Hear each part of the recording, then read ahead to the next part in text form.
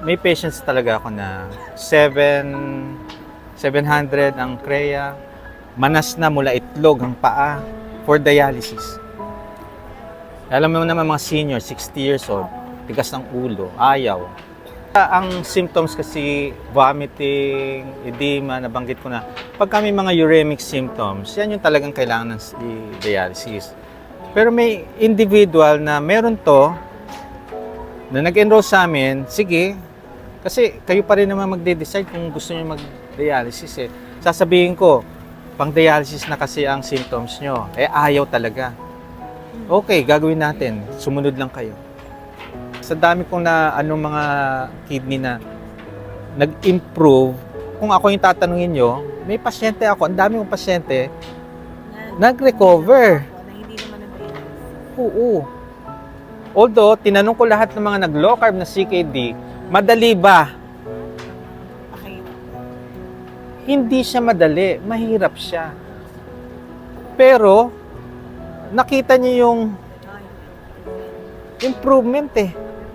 Kaya nga nung na-adapt tayo, nag-adapt sila, madali na sa kanila mag-low carb. Kasi sa umpisa talagang, lalong-lalo na ngayon, dumadami ako mga CKD na hindi naman naglo-low carb.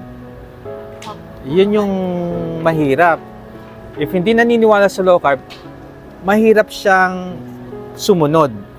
Pero pagkapit sa patalim ka na, susunod ka eh. Only hope mo eh. E pagka sumunod ka, okay, gumaganda ah. Yung sinasabi niya mahirap, after 1 month, 2 months, madali na.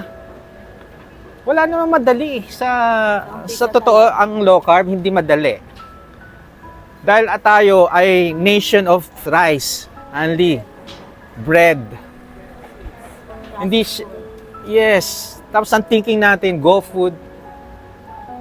Eh, nung napansin ko, yung mga CKD few years back, 3 years ago, gumaganda ang kanilang kreya, EGFR tumataas, lumalakas sila, gumaganda ang kutis. Sabi ko, iba yun ah. So bakit kayo nandito? Dahil nakikita niyo ako very vocal sa yung mga social media because alam ko I can make a difference sa mga tao na nahihirapan paano i-correcto kasi you are at a loss. Sinusunod niyo yung doktor niyo but hindi umu-okay. So anong gagawin? This is another option.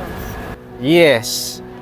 Doubtful sa umpisa. Ang galing yung kanin, tinapay.